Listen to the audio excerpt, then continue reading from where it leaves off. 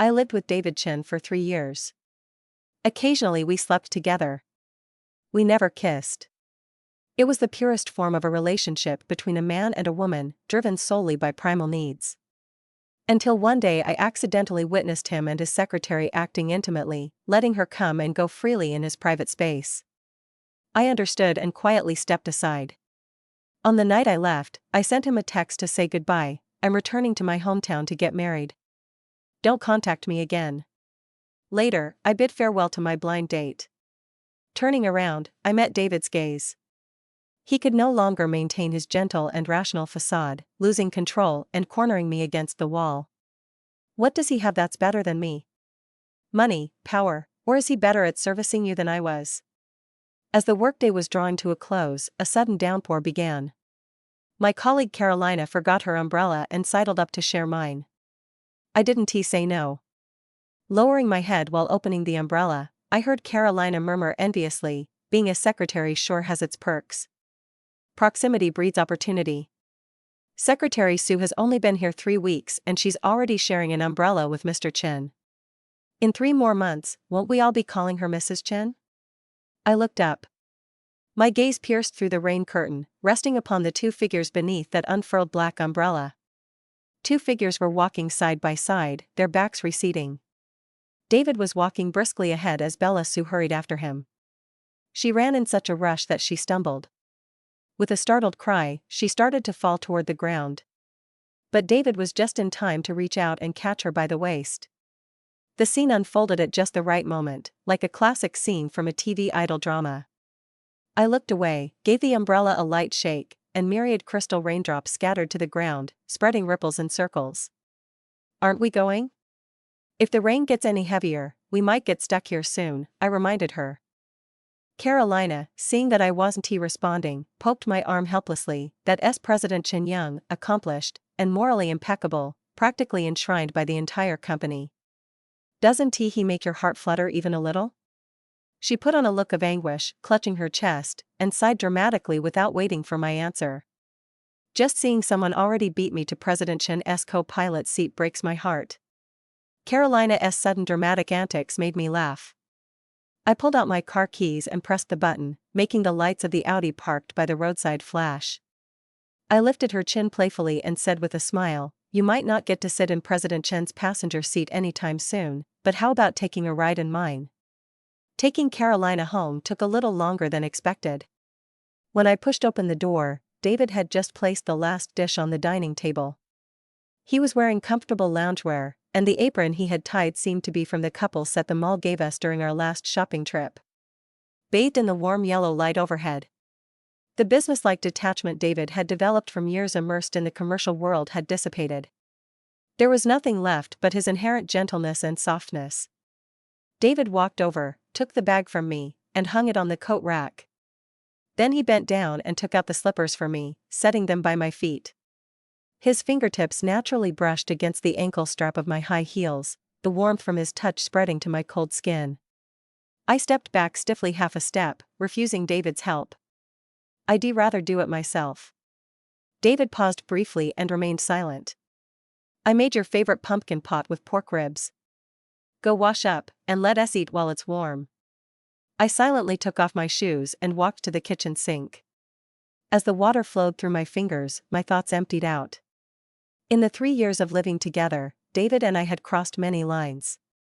Helping me take off my shoes was merely an insignificant act. Just now, when David leaned in close, an unfamiliar sense of repulsion suddenly welled up inside me. I know the reason, but I don't want to admit it. It was because of Bella, and because of myself as well. Over these 3 years, day after day, our coexistence was like a frog slowly boiled in warm water. I had forgotten that my relationship with David began as nothing more than an intoxicated moment of passion. And that his kindness toward me was simply from his good upbringing. I had uncontrollably fallen into it and confused physical needs with love. Bella's appearance was a wake-up call that jolted me into full awareness. Fortunately, it isn't too late to pull away now. I picked at the meal half-heartedly, barely touching half the bowl before setting down my chopsticks and heading upstairs to wash up. When I came out of the bathroom, David stood waiting outside the door. His brow furrowed faintly, the gaze he fixed on me heavy with concern. I wasn't sure how to act toward David in that moment, so I simply pretended not to notice. As we passed each other, David grabbed my wrist. He gripped it tightly, as if trying to leave an indelible red mark on my skin. "You, today?" I sensed what David was about to ask and spoke first. "Are we doing this?" A flicker of surprise flashed through David's eyes. Without giving him a chance to react, I rose onto my toes and kissed him. But gradually, control was seized by David. His palm pressed against the back of my head, deepening the kiss that had initially been brief. David couldn't hold back until reaching the bedroom mere steps away. He shoved me back into the bathroom. The damp steam still clung to the bathroom air, and through the thin nightgown, I was pinned to the chill of the tiles. Chill and damp. David was the only warmth I could clutch onto. I had no choice but to wrap my arms around the back of his neck, forced to endure everything he subjected me to. I bit my tongue, suppressing the tremor deep in my throat. It felt like a contest where the first to make a sound would reveal their hand and lose everything. I didn't want to lose in such an undignified way. A thin layer of sweat clung to my forehead. David reached over and swept the damp strands from my brow. He lowered his head, tenderly kissing away the tears that welled in my eyes. "Don't hold back, call out my name, okay?" Again. David was always like this, using his soft, coaxing tone to weave illusions of love that ensnared me within. Before a tremulous cry could escape, I sank my teeth into David's shoulder. Even as the metallic tang of blood filled my mouth, I didn't let go. David groaned in pain but chuckled helplessly in my ear, "You really are a handful." Eventually I was out of strength. I was carried back to the bedroom by David. In a daze, I felt my left hand being gently stroked in a circular motion. I curled my fingertips and asked hoarsely, "What is it?" David didn't seem to expect me to be still awake. He cleared his throat as if to cover his surprise and intertwined his fingers with mine. "Nothing. Go to sleep." Everything from that rainy night was baked dry under the scorching sun. I had been away on a business trip for over half a month, constantly swamped with work. I simply had no heart left to revisit those memories. So, when I entered the passcode with my luggage in tow, I was momentarily stunned to come face to face with Bella. Bella was wearing a lace spaghetti strap dress. I recognized it at first glance, the same one I had stuffed into David's wardrobe. Bella's eyes were bright with delight, but upon seeing it was me, her gaze evolved into one of subtle hostility. She curved her lips into a smile and spoke in a hostess-like tone, "What brings you here, Miss Lynn?" I rubbed my temples, throbbing from exhaustion. I didn't shout at Bella demanding why she was here, nor did I press further about where David was. Nor did I ask where David was. I simply gave her a composed smile. "I'll pack my things and leave right away." After living here for 3 years, I had to run up and down the stairs several times before I finally managed to pack up all my belongings. I even took the rose plant I had raised on the balcony, even though it was David who had been watering it all these years. With all my bundles, Bella cast me a glance and reminded me, "Do make sure you check thoroughly for any omissions, Miss Lynn." She lifted her chin slightly, a hint of venom seeping through her demure features. "After all, since there's a new mistress here, the old leftovers ought to be tossed out. If there's anything left behind, you wouldn't want to end up digging through the trash for it." The smile on my lips didn't waver. "Since you brought it up, it does occur to me. I do have one last thing I haven't taken." My gaze looked Bella up and down, my eyebrow arching playfully. "That nightgown you're wearing is mine. Are you going to take it off and give it back?" "You." Bella pressed a hand to her chest, her face flushing crimson with indignation. I didn't want to waste my breath arguing with her, so I waved dismissively and said flatly, "Forget it. I have a thing about cleanliness. Keep it." I returned to my previously rented apartment, carrying my heavy luggage. Even after moving in with David, I kept the apartment. Perhaps it was because I was too pessimistic, believing that everything with David had been nothing but a moonlit reflection in water. Sooner or later I would have to wake up from this dream. Thankfully, my pessimism had ensured I still had a place to stay now. I quickly washed my face and brushed my teeth. Overcome by exhaustion from the relentless whirlwind of activity, I sank into a deep slumber. When I woke up again, it was already dusk. The endless darkness engulfed me. My heart suddenly skipped a beat, then was filled with an overwhelming sense of loneliness. It felt like the world had cast me aside. Fortunately, that mood didn't last long before being cut short by the sudden ringing of my phone. I answered when my mother's voice reached my ear. Her words were nothing out of the ordinary. She asked the usual questions: if I was eating and sleeping well, and if work was going smoothly, the same old litany she'd repeated to me countless times over the years. I listened quietly, responding every now and then. In the end, my mother's gentle voice became tinged with a slight tremor. "Lily, are you coming home for the new year this year?" I wasn't sure why she was asking about New Year's plans so early, but I answered honestly, "I'm not sure yet." "Why do you ask?" There was a pause before she replied, "It's nothing. I miss you because it's been so long since I've seen you." Her words struck me like a sledgehammer against my chest. A wave of sour bitterness and dull heaviness welled up inside me. I grew up in a single-parent family. My understanding of home was always vague from a young age. My childhood memories consisted solely of an idle and perpetually drunk father. He had a bad reputation for indulging in drinking, whoring, gambling, and all sorts of vices. When he won money, life for my mother and me would be a bit better, at least we wouldn't get beaten. But when he lost, it was different. He would grab my mother's hair under the influence of alcohol and drag her into the bedroom with only a lone bulb hanging overhead, like a butcher hauling livestock to slaughter. The old house had fallen into disrepair, so the door wouldn't shut tight. At the age of 5, I was forced to witness my mother suffering through a narrow crack between the door and its frame. From inside the door came mother's anguished screams, while outside, I cried and pounded my hands until they were bloody.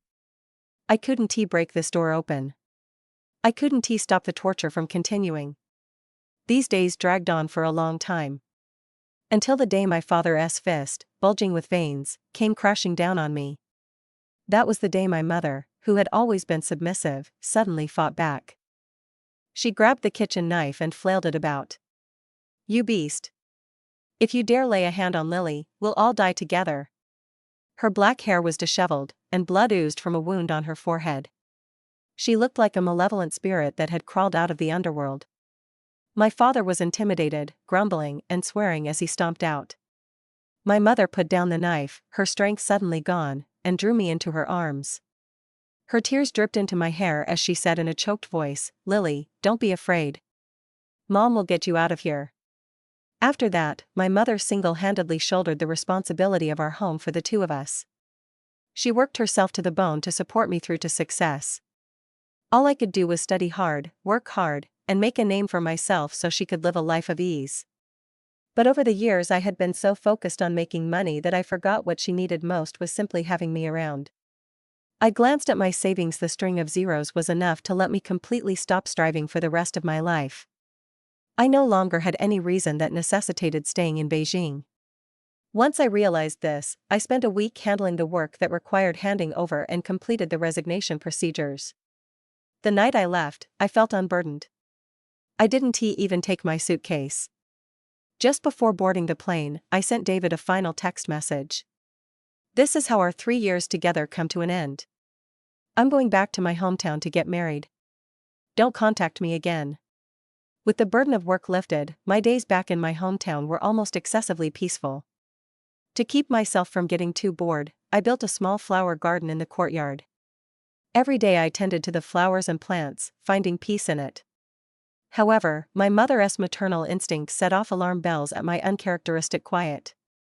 As the saying goes, no one knows a daughter better than her mother. From the first day I returned home, my mother noticed something was off with me. But she didn't ask a single question. I had no way to bring it up, and just followed her lead by playing dumb. "Your Uncle Song's son knows you're back and says it's been ages since you two met." I was basking in the sunlight in the yard, half asleep. Hearing this, I half opened my eyes and murmured a vague acknowledgement. Seeing that I didn't show any signs of resistance, my mother was slightly relieved and continued. "I figured since you're both young, you might hit it off. So I went ahead and accepted his invitation for you. It's just a walk and a meal. If you keep cooping yourself up at home all the time, you'll end up making yourself sick." My mother's words carried an implied meaning. Knowing I was in the wrong, I could only agree readily. All right, I'll meet him. Oscar Song and I were childhood friends. The night my father fled out the door in terror, my mother gathered all our savings and boarded a green train with me. After several transfers, we arrived in the city where we live now. Oscar lived right across from us. Mrs. Song was a kind and warm-hearted person. When my mom was too busy to pick me up from school, Mrs. Song would take me along and invite me over to her home. The first time I stepped into Oscar's house, my face was a picture of unease. I was terrified of Oscar's father, even though every time I ran into him, he would greet me with a gentle smile. I still feared that in the next moment he would clench his fist and grab me by the hair. None of what I had feared ended up happening. When Mr. Song saw me, he simply patted Oscar's back and instructed, "Lily's here. Why haven't you taken her to your room to play yet? Whatever treats or toys you have, you need to give her your share. Do you understand?" Oscar, who was the same age as me, took my hand and answered brightly, "Got it." That's the fundamental difference between Oscar and me. He grew up surrounded by love and could even generously share half of the love he had with me. It's been so long. You really haven't changed a bit. How come you're still not much of a talker? My neck suddenly turned cold, making me jerk my neck in and frown toward the culprit. Oscar was quick to appease.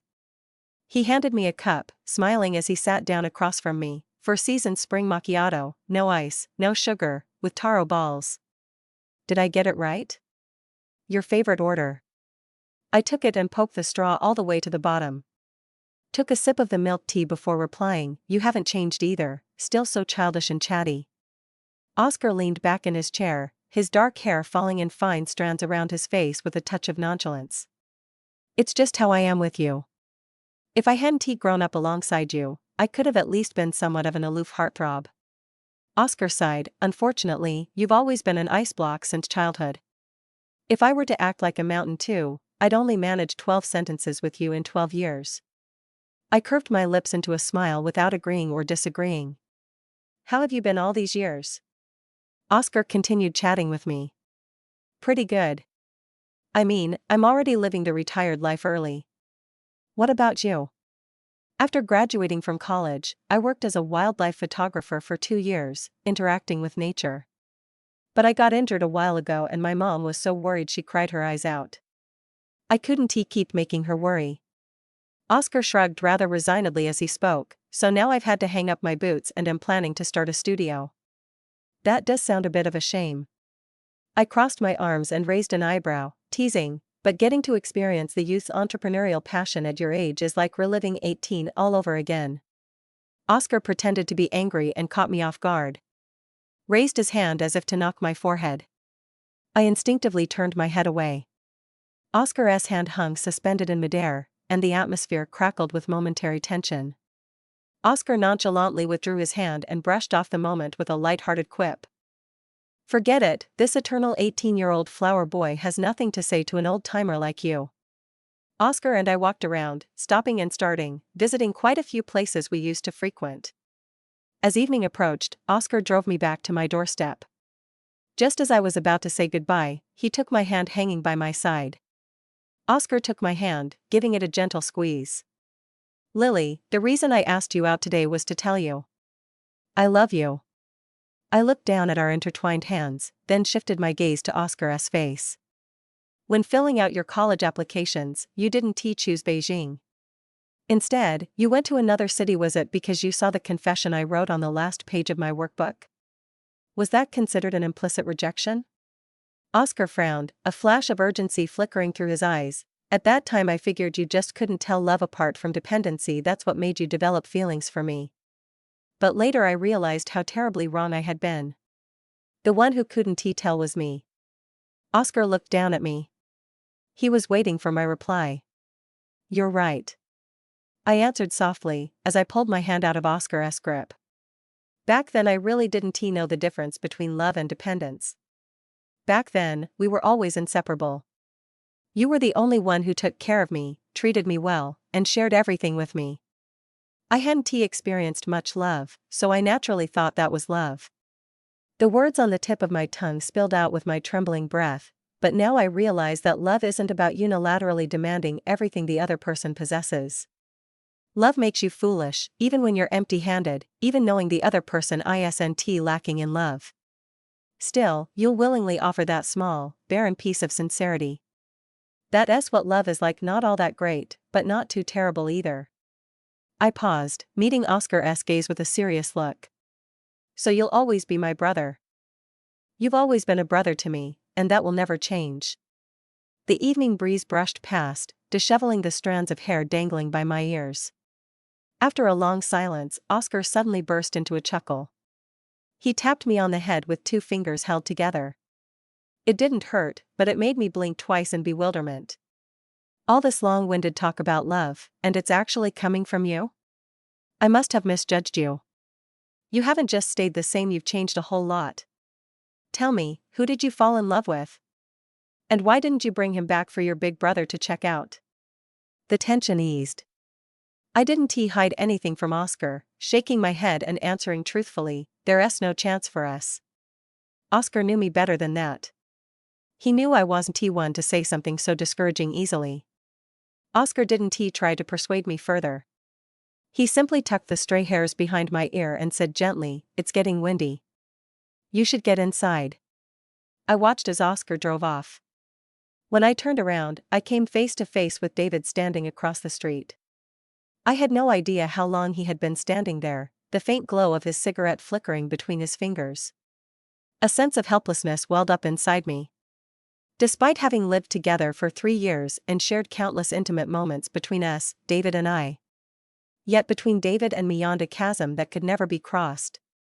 Like right now, I've never even known David smokes. A cold wind swept through, whirling tiny droplets of rain as it rushed in. I shivered, ignoring David as I walked past him. "Who is he?" David demanded abruptly. "A blind date," I replied flatly as I entered the passcode. "Did you leave me just to come back here and marry him?" David pressed, his tone colder than the late summer evening breeze. I didn't answer. David took my silence as acquiescence. He suddenly grabbed my shoulder, his grip tightening as he pressed closer, demanding, "What does he have that I don't? Money, power?" I had no room left to retreat, my back pressed tightly against the wall. "Or is it that he's better at satisfying you?" David leaned in closer, the harsh smell of tobacco assaulting my fragile nerves, rendering me even more. I met his gaze defiantly and retorted, "Was my text not clear enough?" I calmly repeated the text message, "Let's not contact each other for the rest of our lives." "Why?" he demanded before I could finish. David growled, his voice almost out of control. His grip on my shoulder tightened involuntarily, causing a faint pain. I enunciated each word slowly and deliberately, "People get sick of everything eventually. After 3 years, don't I deserve to try someone new? Is that not allowed?" With the final heavy rain, the summer scorching heat was quenched. David hadn't shown up again, and my life had returned to normal. I was carrying a bag, just a few steps out of the supermarket, when a shadow suddenly darted toward me, causing me to stumble. The bottles and jars from my bag shattered across the ground. I frowned and turned to look at the figure. One glance sent my body trembling uncontrollably. "Lily, your father has finally found you." A voice I hadn't heard in ages instantly dragged me back to the Avicii hell. Louis Lynn was kneeling on the ground, tears streaming down his face. "It was all Dad's fault back then, that's how our family got torn apart for all these years. But Dad has changed now." More and more people gathered around, attracted by the commotion. "This young girl has quite a hard heart, being so indifferent to her own father. Even if her father was in the wrong, he's still the elder who gave birth to and raised her. How could she not forgive him?" As the center of the surrounding comments, my face was devoid of any color. As a child, I had dreamed countless times of the day I would meet Luis again.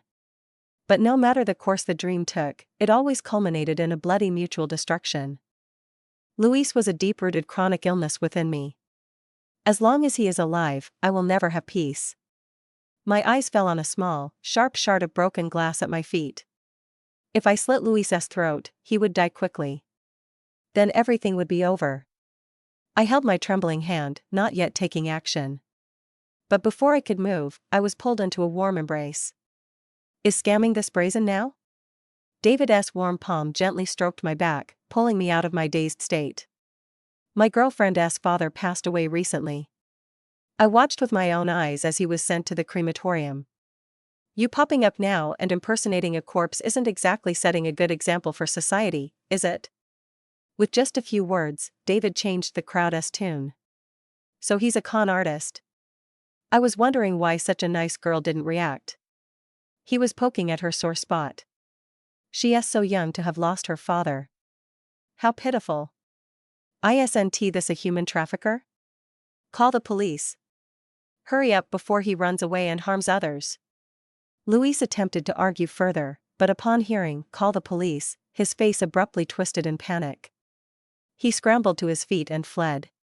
With the drama over, the crowd scattered. You all right? David held my wrist, looking at me with a concerned gaze. What are you doing here? I countered, my gaze trailing from the baseball cap pressed tightly on David's head down his torso. When I noticed he wasn't wearing his usual suit but instead a studded leather jacket, my pupils involuntarily contracted. And this getup? David avoided my questioning gaze, his dark eyes shifting uneasily. Just a whim. Trying a new style. Oh. I didn't press the issue, turning to leave. David called out to me and asked, do you need me to help you deal with that man from earlier? I shook my head, indicating it wasn't necessary. My matters, I'll resolve them myself. I didn't tell my mom about Luis showing up. I didn't want her to get scared too, so I just said things have been unsettling lately and told her to go out less. At the same time, I reported the incident to the police. But their response was that without any tangible harm, there was nothing they could do. And after all, he was still my father. My phone on the table buzzed. It was a text message from Luis. Lily, do you really think hiding from me means I won't find you too? If you push me too far, then there will be more than just texts. Your mom is getting old. She has been beaten so many times protecting you. You wouldn't want her to live in fear again, would you? I know you have money. Give me $500,000 so I can pay off my gambling debts. I promise I won't bother you anymore. After all, I'm still your father. You wouldn't really want to see me get my hand chopped off, would you? Of course I wouldn't believe a word of Luis's lies. If he could extort me once, he'd do it again. So I had to come up with a way to end this for good. After pondering for a long time, I typed out an address. Meet me here tomorrow night. I'll have the cash ready. As dusk deepened, the time for my meeting with Luis drew near. I changed into inconspicuous clothes and left the house carrying the suitcase. When I arrived at the alley entrance, Luis was already there pacing anxiously inside. His eyes lit up the moment he saw me. I threw the case to the ground. It landed with a heavy thud, and stack after stack of cash tumbled out. Luis scrambled to pick them up. The street lights in the alley, long neglected, emitted only a hazy, murky light. Even so, it still illuminated the greed in Luis's eyes. I knew you'd come through. With this money, I'll turn it all around. Luis counted each bill, his face flushed with drunken triumph.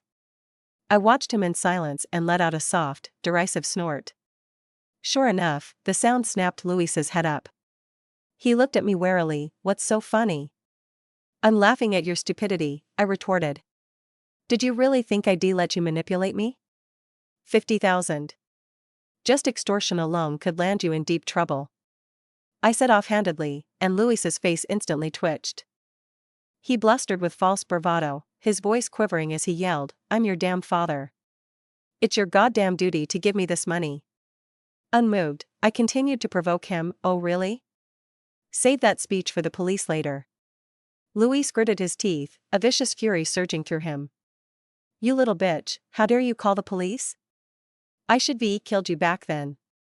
A manic glint surfaced in his eyes. I knew Luis had gone mad. He had been hiding from debts, his mind in a prolonged state of high tension. The slightest sign of trouble would push him over the edge. Not to mention, I gave him hope only to crush it in an instant. I watched as Luis frantically grabbed the fruit knife I had placed inside the suitcase and started advancing toward me step by step. If you want to let me live, I'll drag you to the grave with me. Louis snarled through gritted teeth, suddenly thrusting the knife toward me. In that split second, the pain I had anticipated never came. I was shoved from behind and landed hard on the ground.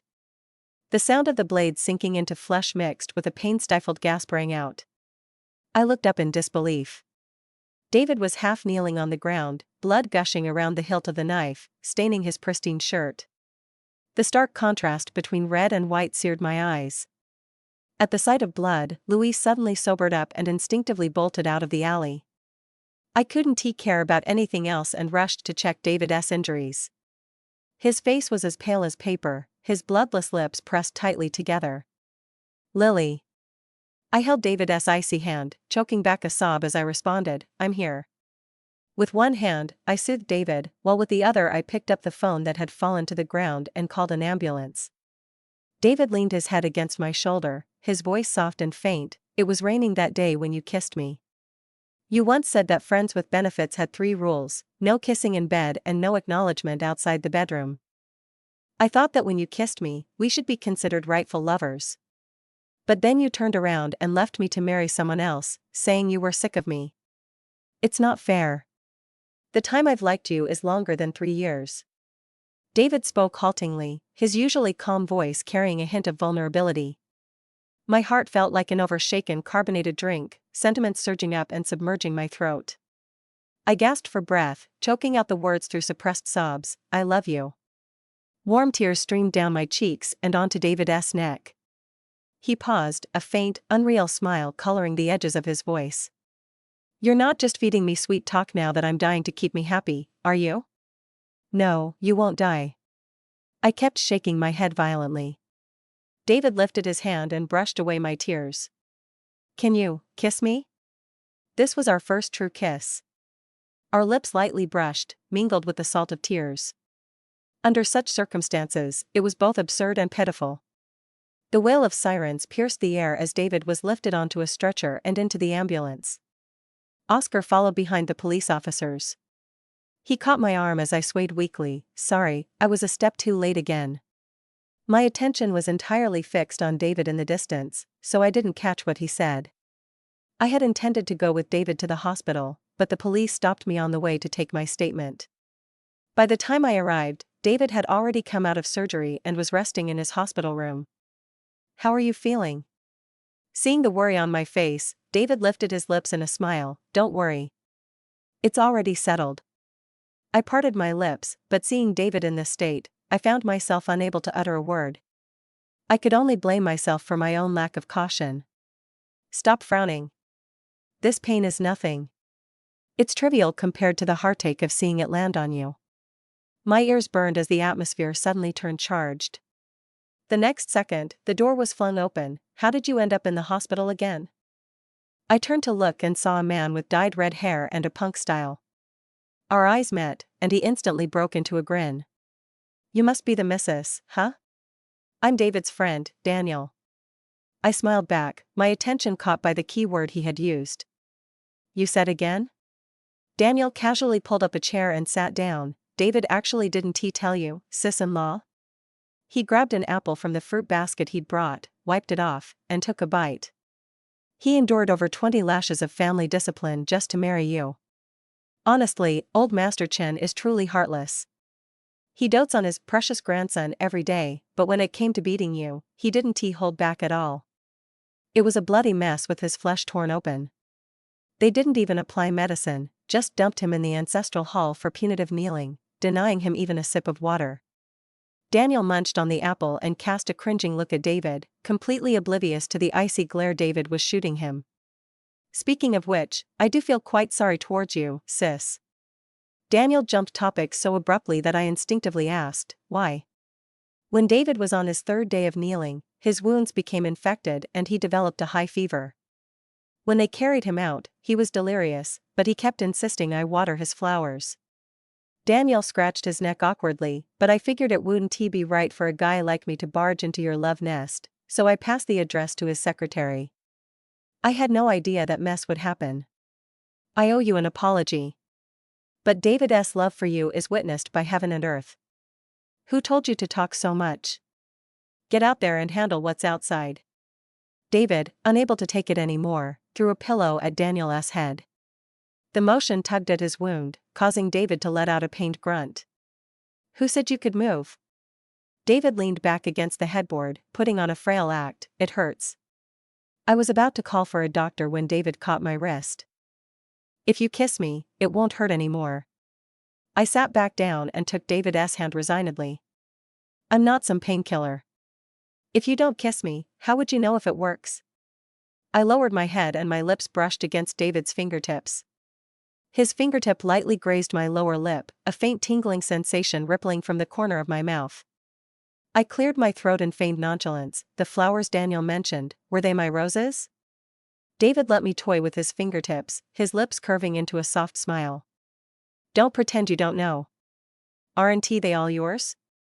I licked my dry lower lip and continued. The day I left there, I had taken the flowers with me. But somehow, I couldn't keep them as well as you. It seems the task of caring for the flowers will have to be mine. David lowered his gaze, his eyes resting on me with a tenderness so profound it seemed as if it could melt away all resistance. I was just wondering if there's a place where you'd take me in.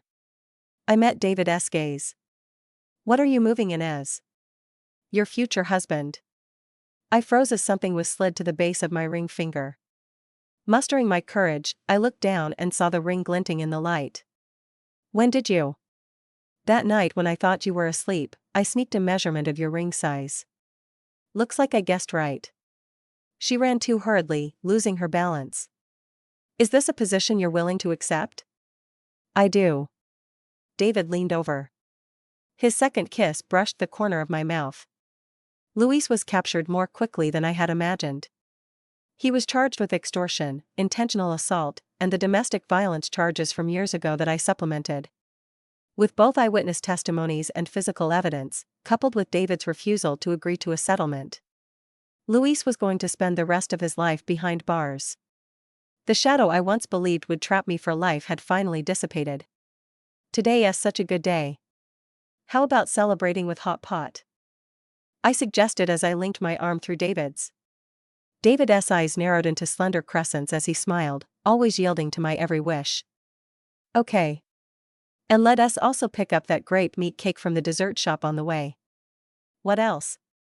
Can't think of anything else at the moment. We'll talk about it on the way. I held on to David's warm hand, the chill of late autumn completely melting away. The long accumulated afflictions within me were finally lifted, replaced by a love that felt both heavy and light.